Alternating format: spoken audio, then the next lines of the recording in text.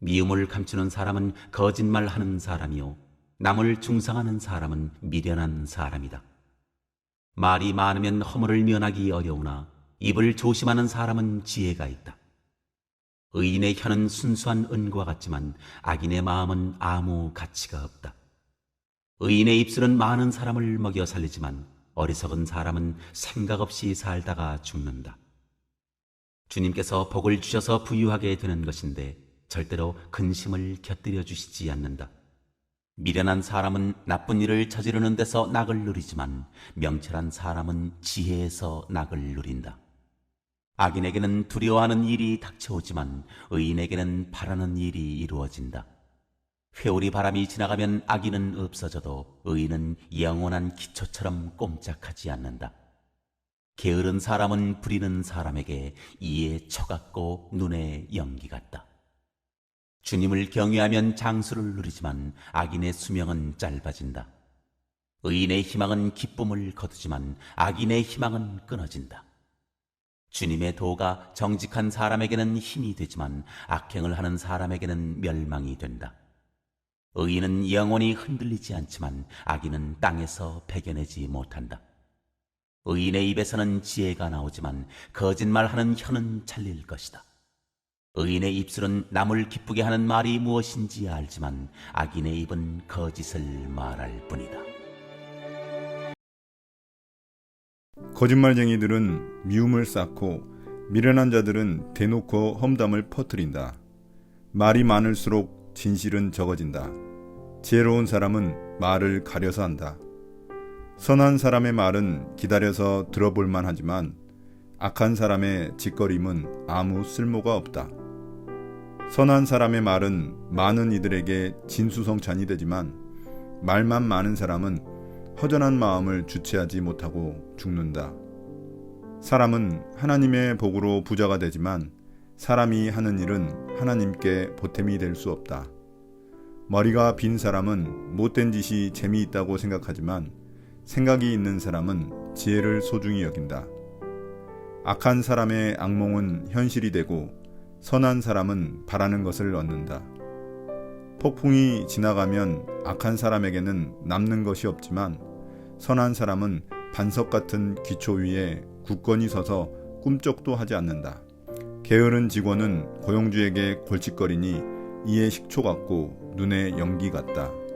하나님을 경외하면 오래 살지만 악하게 살면 얼마 살지 못한다.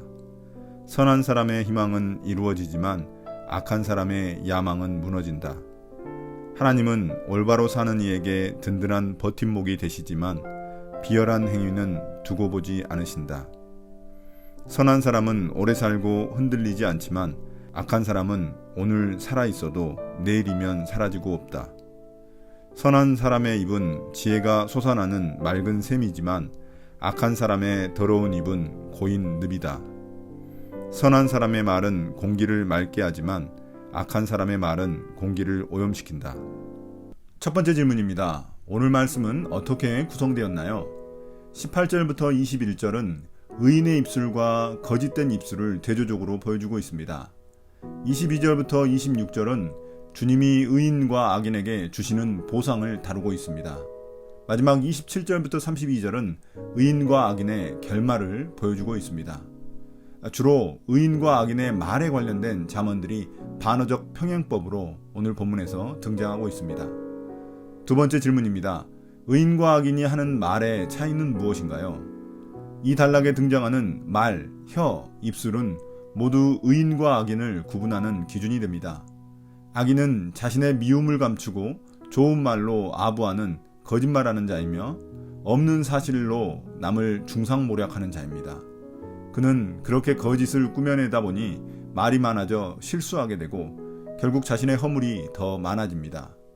말은 곧 마음에서 나오는데 그의 마음속에 가치가 없는 쓰레기밖에 없으니 가치 없는 말이 나오는 것입니다. 결국 그들의 운명은 인생을 아무 생각 없이 살다가 죽음을 맞이하게 됩니다. 반면 입을 조심하는 의인의 말은 마치 순수한 은과 같이 가치 있어 많은 사람을 먹여 살리는 생명의 말이 됩니다. 세 번째 질문입니다.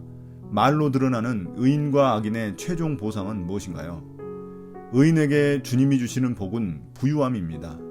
그는 주님을 의지하며 정당하게 재물을 모았기에 근심 걱정할 게 없습니다. 또한 23절에서 의인은 명철한 자로서 삶 속에서 지혜롭게 행하며 기쁨을 누리고 자신이 바라는 것을 이루며 살아갑니다.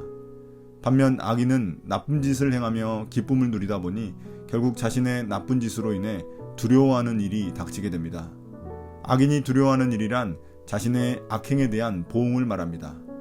이에 25절에서 그들의 운명이 확실히 갈리게 됩니다. 회오리바람이라는 하나님의 심판이 닥칠 때 악인은 사라질 운명이지만 의인은 영원한 기초처럼 흔들리지 않고 견고하게 서 있을 것입니다. 네 번째 질문입니다. 의인과 악인을 다루다가 갑자기 게으른 사람이 나온 이유는 무엇인가요? 잠언에서는 게으른 사람도 악인에 속합니다. 그래서 악인의 한 종류인 게으른 사람을 다루고 있는 것입니다. 게으른 자가 악인인 이유는 가난과 빈곤의 원인이 되며 공동체에도 해악을 미치기 때문입니다. 악인의 말이 악한 삶의 길에 나타난 한 단면이라면 게으름도 마찬가지입니다. 악인들은 정당하지 못한 방법으로 남의 것을 빼앗으려 하니 게으른 자에 속하는 것입니다. 26절에서 이런 게으른 자는 주인에게 피해를 주는데 마치 이의 초, 눈의 연기와 같다는 것입니다. 이 말은 이빨에 식초를 대듯 눈에 연기가 들어오듯 주인을 매우 고통스럽게 만드는 골칫거리 같은 존재라는 의미입니다. 다섯 번째 질문입니다. 말로 시작된 의인과 악인의 삶의 최종 결말은 어떻게 되나요? 주님을 경외하는 자는 의인을 말하는데 그의 결말은 장수를 누리는 것입니다. 그러나 악인의 수명은 짧아집니다. 긴 수명은 주님의 복을 표현하는 수단으로 물리적으로 오래 산다기보다는 주어진 삶의 길이만큼을 평안하게 살게 된다는 의미입니다. 그러나 악인은 그의 죄악으로 말미암아 하나님의 심판을 받아 자신에게 주어진 수명을 다 채우지 못하게 된다는 것입니다. 29절에서 말하는 주님의 도란 주님을 경외하는 자들이 따르는 길로서 주님이 정해놓으신 이 세상의 질서를 의미합니다.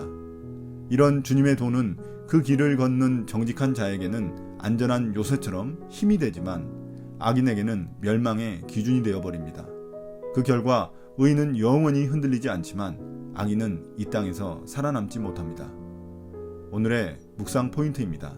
첫 번째, 의인은 마음의 지혜를 심고 입으로 지혜가 자라나게 하여 지혜로운 행동과 결과로 열매를 맺습니다. 반면 악인의 말은 폭력적이며 파괴적이고 타인에게 고통과 해만 주기에 곧 마르고 쇠하는 나무와 같습니다. 우리가 날마다 묵상하는 것은 내 마음에 지혜를 심는 일임을 기억하고 게으르지 맙시다. 두 번째, 잠언은 말을 사용하는 것을 매우 중요하게 여깁니다. 말이 그 사람이 누구인지 알 수 있는 가장 단적인 통로이기 때문입니다. 거짓말과 남을 흉보는 말은 나도 죽이고 남도 죽입니다. 그러나 감사와 위로, 격려의 말은 나도 살리고 남도 살리는 생명력이 있습니다. 오늘 누구에게 어떤 말을 해야 할까요? 오늘 묵상을 마치겠습니다. 감사합니다.